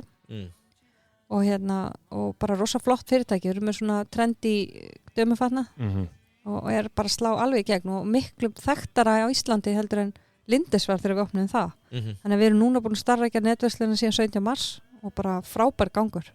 Mikil eftirspurn eftir verslun. Hvað ekkert verið að bjóða ykkur umbóð þá eða? Jú. Það er stundum bankað í alveg? Já. Við erum komin í það að þurfa að hafna. Já, við erum komin í það sko. Eitthvað svona skemmtilegt sem átt í okkur eða? Nei, ég vil ekkert vera að setja. Það má ekkert skúpa. Nei. Hvað heitir eftir þetta? Victoria's Secret? Já, nei, þeir eru ekki búið okkur. Nei. En við líka erum bara með Lindex. Já, þið þurfið það ekki. En ég held að líka skipti máli að vera með eitthvað sem að þú hefur sjálfur trú á að virki, sko. Það er allavega þannig fyrir mig, sko. Já, akkurat. Herðu, já, sko. Taka svona metrika. Aðeins að dempa okkur svona út í bara business, sko, það var eiginlega, sko, í umfjöllunum minni, þá tók ég eftir því að það var, því einhvern veginn slóðu öll með að við svipar verslanir hérna á Íslandi, bara hvað var það framlegð og annað, þú veist, hefur þú einhver svöru því af hverju þið eru að ná svona mikið betri framlegð, bara eins og EBITDA framlegð en samkeppnis aðilar? Er þetta eitthvað svona sem þú hefur velt fyrir þér? Góð spurning. Svo ég bara drægi fram samanburðin hérna fyrir 2020. Þá var maður sjá, hvað er þetta? NTC 9,1%, Bestseller 10,9%, H&M 5,7% og þið í, maður sjá, 20%. Er þetta svona vel rekið? Hver er lykillinn? Ertu bara svona góð rekstramanneskja eða? Góð spurning. Ég veit ekki hvað ég á að segja. Mér finnst bara einhvern veginn teimi vera bara, það er allir að vinna í sömu átt og það er einhvern veginn, við stöldrum rosalega stutt við það sem er ekki að virka og bara ok, áfram veginn, þú veist, lendum við þetta í fullt af hindrunum, en ég held bara ef að þú veitir þeim kannski ekki miklu athygli og bara, gerum meira af því sem er að virka betur að þá svona tefur það þig minna og ég myndi segja að það er bara valin manneski í hverju rúmi, það er bara, ég verð að segja það er bara alveg á heimsmæli hvar myndi ég segja þetta fólk sem við erum með, það vita allir hvað er að gera og maður finnur það svo vel núna þegar við opnum Gínu að það bara, maður þarf eiginlega ekki að segja neitt, ég er ekki að grínast, það bara vita allir hvað er að gera og það ganga bara allir í verkin og ef maður býta er ég að missa boltan þá er bara einhver löngu búin að grípa hann Magna, þið eru búin að trekja vélina vel í gang. Já, það er eiginlega bara þannig sko. Þetta bara virkar alveg eins og smurt og við erum bara rosalega góði vinir öll og bara þykjum einlægt held ég væntum hvort annað sko. Hvernig með annað? Við erum ofta að fabulera með velturhraða byrða. Já. Byrðastýring hjá okkur. Við erum verið skammaðir fyrir það líka. Það skiptir öllu máli. Já, og spáir, þú veist, ertu að hugsa að taka inn gám einu svona mánuði eða einu svona ári eða hvernig svona horfið á þetta? Nei, við tökum vörun hverju viku. Þið takkið inn vikulega? Já, við erum með vikulega pantanir, sendingar og við mónitorum bara, náttúrulega, við mónitorum þetta á kostasfresti hver veltur það byrða er og við erum bara með þetta uppdatað, þú veist, í símanum okkar, bara hvað er að gerast, alla lykiltölur.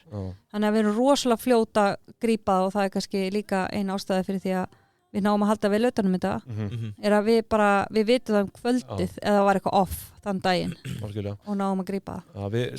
Ég kastaði þessu nú fram að þetta væri 3,6 þess að þetta lagerinn í rauninni væri að tæmast á 100 daga fresti. Já, akkurat. Er það, þú veist?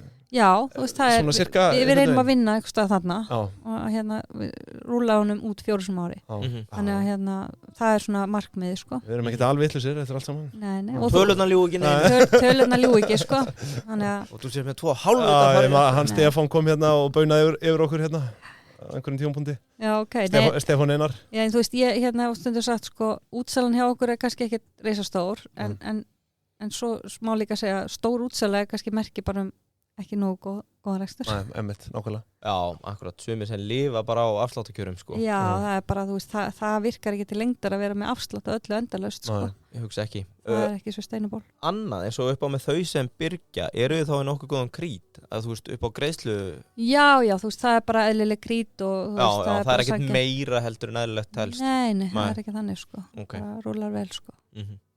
Ok, en svona day to day, hvernig veistu í upphafi að segjum logdags að það veri góð dagur hjá Lindex? það veltan eða ertu að horfa á selda vörur eða? Já, við gerum bara áætlun fyrir hvern dag og hún bara byggð á fyrir árum og svona þessum breytur sem það að taka með inn í og þá bara vitum við í lókdags ok, við náum áætlun eða náum ekki áætlun ef við náum ekki áætlun, hvað er hver ástæðan og það getur stundum bara verið veðurtengt eða eitthvað slíkt en svona dag eftir dag ef við náum ekki áætlun þá svona setjumst við niður og bara býtum hvað veldur þannig að það er alveg bara aktíft bara nánast daglega já bara skoðað það er aktíft, já. Og er það bara úr viðskiptamannakerfinu þá? Sem bara... Já, bara tekið á viðskiptamannakerfinu og við monitorum líka tímaninn í búð og umbreytingastöðl og annað sko. Tímaninn í búð? Bara unnar klukkstundir. Já, hjá starfsfólki. Já, ég held að vera kannski að monitora hvað fólk var að eða meðal lengt kuna. Nei, við monitorum það. Vitið eitthvað um það? Nei. Það er helviti erfitt held ég að trakka það að, ekki í búðum, ég meina það er svona RFID já, við erum með það reyndar sko en við erum ekki með á fólki Nei, þetta er oft sett í körfur og eitthvað ég held að sé alveg koni mælikvara fyrir Já, pottjætt sko, ég hef alveg lesið verslanir sem að vita nákvæmlega hvað fólk eða miklum tíma sko Ég vissi ekki að þessu Nei, kall Lindex, þáttu til að læra Já, akkurat Ok, og þetta eru svona fjármálin, þessi skiptimáli Markaðsmál Mér langaði aðeins, ég er með eina spurningu að þú kemst í markaðsmálum því að ég las það einhvers staðar að þið eruð búin að vera dálítið í góðgerðarmálum. Já. Eruð þið með einhvers konar bara stefnu í þeim efnum bara prósent af tekjum eða hagnaði eða? Ég myndi segja svona stefnan er bara að segja aldrei nei. Já. Bara segjum já. Ok. Og ef við getum gert eitthvað, þá gerum við það. Og auðvitað mismikið hvað við getum gert en ég fór ekkert í mann á ráðstefni á UNICEF fyrir mörgum ára síðan og þá sögðu þeir sko fyrirtæki framtíðarinnar mæla hagnað sinn í hversu mikið það geta gott að sér leiða. Já, og mér varst þetta svolítið, ég tengdi svolítið við þetta af því að ég er svona ég er ekki mikið að pæla í þessum tölum sem þið kannski pæli mikið í ég vil þetta sé réttu megin og allt það en ég er svona líka ekki verið þessu en mér finnst rosalega gott ef ég get látið gott að mig leiða og þá finn ég líka bara minn tilgang eins og við öll viljum finna maður vill vita að það sem þú gerir day to day skipti einhverju máli raunverulega fyrir einhvern og þótt að ég sé kannski ekki aðstöðu til að fara og vinna hjálpastarf í Afríku þá get ég kannski gert eitthvað með því að vera successful í því sem ég gerir day to day skiljið, þannig að við reynum að segja aldrei nei, það er svona stefnan. Já, stórkostlegt. En eru það einhver svona sérstök málefni sem að þú situr á oddinn persónlega? Já, ég myndi segja eitthvað tengt börnum, alltaf. Við reynum alltaf að reyna að hjálpa börnum í neyð eða fátækum eða veikum eða eitthvað slíkt það svona snertir okkur kannski bara, snertir hjart okkar, þú veist, við eigum bara erfitt með að gera ekki eitthvað þar. En það er ekkit kannski annað sem er svona sterkt. Ég myndi segja bara það væri það sem og þess vegna eru við kannski að vinna svona mikið með UNICEF því að þeir láta sér málefni barna mjög miklu varða. Já, akkurat. Stórkostlegt, já, markaðsmálin. Það er áhugavert spá í þessu út því eins og þú segir til að byrja með og þurftir ekki svona að kaupa auglýsingar til að komast að stað, nánast sko. Hvernig er þetta í dag? Hvernig hugsaðu markaðsmál og þú?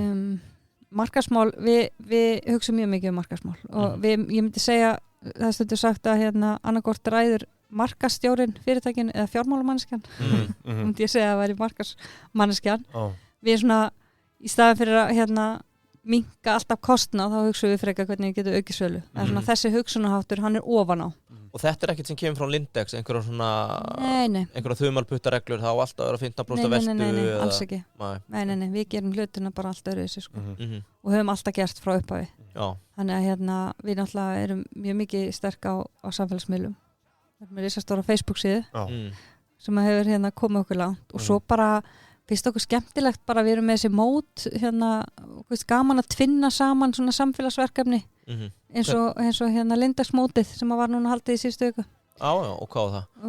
Já Sorry, fór fram hjá mér Ég held þetta var eitthvað skákmót með sérstaklega dark Nei, þetta er sérstaklega Birkir hringir í þið strax Lindex mótið á Selfossi er búið að vera haldið núna 5-6 ári röð og ég veit ekki hvort þið hefur komið á íþróttasvæði á Selfossi Jú Ekki langan tíma Selfoss er náttúrulega minn heimabær Þannig að við ákváðum að gera þetta bara almennilega þar og þar eru við með Lindex höll hún heitir Lindisvöllin og og svo erum við með mót, hann Lindasmótið á Selfossi á hverju ári sem alveg var það reisastórt. Já, sem fyrir yngstu börnin. Já, sem stelpur í 5. blokk, minni mig.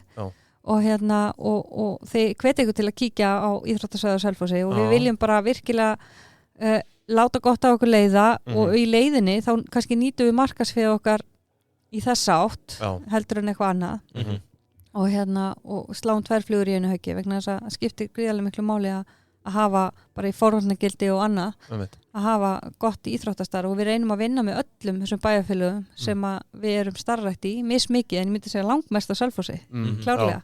Það er líka bara að þeir hafa verið rosa öflugir að vinna með okkur þar Gunni Borgþórs og félagar. Já, hann nú frá Egilsstöðum. Hann frá Egilsstöðum, já. Skemmtilegt. Mér langar að spyrja út í SMS-in vísfrægu. Eru þau frá ykkur sprottin eða var þetta eitthvað stefna erlendis frá? Nei, þetta bara frá okkur sprottið sko. Við erum bara með hennan Mórklúb okkar sem er mjög stór. Hvað sagði þú? Mórklúbin okkar, Vildavinnaklúbin. Já. Mór fyrir hvað? Hann heitir Mór úti. Mór? Já, Mór og fær meira með Vildaklúbin Mór. Þetta er náttúrulega alveg briljant sko. Þú veist, ég vissulega á sem póstlista sko, fæ á afmælistaginn minn og þetta sko og Ég hef nú alveg séð því hvern mann sundu fötum. Ég sé ekki beint markhópur sko, eðlilega, en þetta er ekki karlmannsföt sko, en þá er þetta náttúrulega alveg briljant. En þú ert greinilega í Vildaklúbnum. Já, ég bara hef verið í honum lengi. Já, til hamingju. Já, takk. En hafið þið einhvern tíma fengið, þú veist, kvartanir eða eitthvað út af þessu? Já, auðvitað. Við höfum alveg fengið eitthvað sem verður að pirraðar að fá SMS og þá bara afskráðu fólk og það er ekkert mál sko. Nei, akkurat, fólk lætur og það verður svo hysterist.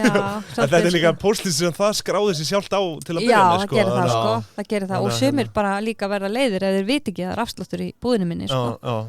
Þannig að Já, þá er gott að vera á þessum lista. Það bara virka vel sko. Já, en til að loka þessu með markaðsmálin, hvernig ert þú síðan að trakka þetta? Eru þið með ákveði bara budget í byrjun mánaðar eða ársfjórðung? Já, við erum með við bara hittust alltaf reglulega markaðsteymið. Við Albert erum náttúrulega bara að tökum ákvarðanir og kátarum á kvöldin. Það er bara þannig sko, en svo erum við náttúrulega með bara úrvalsfólk með okkur í markaðsmálunum sem að bara koma með góða hugmyndir og framkvæma og það er bara alls konar í gangi sko. Fyrir utan billboarding, hvað finnst ykkur hafa virkað best? SMS-in? Já, SMS-in. SMS er einhver vanýttasta markaðsbrella það núti sko. En alltaf samfélagsmiðlarnir eru frábærir og þetta er alltaf bara svona salatskál. Þetta er alls konar. Já, akkurat. Hefur það verið, það er oft í svona búðum og fatamerkjum að sé eitthvað svona andlit. Er eitthvað svoleiðis fyrir Lindex? Úti eða hér heima? Já, það var þannig. Þá var Jöran Bille, forstjórinn, hann var svolítið að vinna með þetta og hann var með Gwyneth Paltrow og Penelope Cruz og Kate Hudson og svona sem andlit. Nú hefur það ekki verið svolítið tíma. Núna er það bara... Og var þetta einhvern tímann fyrst á Íslandi? Helga Braga eða eitthvað svona fræg leikona? Nei, við hefum ekki unnið með það á Íslandi. Var hún ekki frægasta leikona fyrir svona 10 árum? Jú, örugglega. Ég held það. Jú, ég veit það ekki. Nei, við hefum ekki unnið með á Íslandi, en það er aldrei að vita. Engin verið svona andlit Lindex? Nei, eigum það inni. Þú veist bara okkur ef þið sittið upp. Já, það er nefnilega málið sko. Ef þið viljið sjá sölutölunar hrynja, bara testa það. En myndið ekki vekja athygli? Gæti gert það. Gæti verið svo skiltið þarna. Já, vel að henda okkur upp á billboardið í varmalífið. 10 ára samning. Ég var til í til að koma úr Fellabæ yfir á Egilsstaði, þar væri billboard við brosandi. Einmitt, það gæti vekja athygli sko. Fólk væri allavega að tala um Lindex. Já, akkurat. Herðu, briljant, erum við ekki bara svona nokkuð veginn tæmdir? Ég er tæmdur. Það er svona ein spurning sem spyrjum svona alltaf úti að lokum og það er bara hvort að séu einhver svona ráð til frumkvöðlana þarna úti. Þau eru nú mörg að hlusta.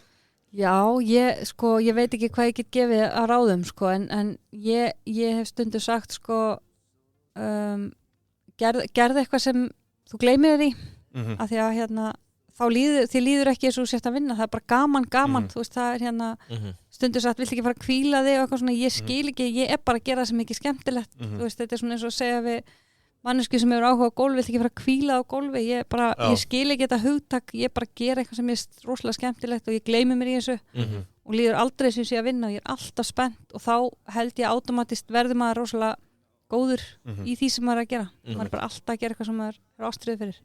Gekkja. Ég var líka með spurningu, sorry, ég verð alltaf að spyrja. Eða horfðu tilbaka. Stærstu mistökin. Já, auðvitað, það líka orðið fastu liður hérna. Stærstu mistökin. Ég minn einni. Það nú búið að vera farsæl. Já, við náttúrulega opnum á Laugavegi og lokuðum á Laugavegi. Já. Ætli það ekki verið svona bara, ef maður átali, nei, ég meina, maður vill alltaf segja mistök, er þetta ekki bara allt í reynslubankar? Reynsla, já. Jó, ef þú lítur þannig á það, en þú getur allan viðurkennt að það fór eitthvað úrskeiðis. Það fór eitthvað úrskeiðis og þú veist, þetta var dýrmætt reynsla. Við ákváðum að dýfa tánni í það opni miðbænum. Hvenær er þetta? 2017 minn mig. Já. Ég held ég sé að fara með rétt. Þá opnum við miðbænum, opnum við litla verslun og okkur langaði aðeins að fá tilfinningu fyrir því hvernig það væri að vera á Laugaveginum. Hvar var þetta? Hjá Dunkin' Donuts og þar eða? Já, þetta var rétt hjá Dunkin' Donuts. Það fó bara allt á hausinn. Já. Bölvun yfir. Kleinurinn áhrifin þetta ár. Sko. Já, akkurat. Þannig að það var ekki successful verslun. Já, og þið opnið litla og hvað er svona, þú veist, hvað var pælingin? Ætlið að stíla inn á túristan eða? Já, við ætlum svolítið að stíla inn á túristanu þetta. Við hugsaðum bara að fótatrafíkin er mikil hérna framhjá og svo náttúrulega einhverju sem búið í miðbænum. En túristin er bara ekkert að kaupa neitt svona, sko. Ég veit ekki hvað. Bara lélegt aðgengi. Já, svo líka það, þú veist, bara ég held að svo náttúrulega var þetta lítilverslun, þannig að kannski sá sem bjóð í miðbænum fór frekar í kringluna til að fá allt sem hann þurfti. Þannig að þetta var ekki að virka. Akkurat. Já. Góð mistök til að læra af. Já, ég meina að þau eru dýrmætt, mistökin, ef maður læra þeim.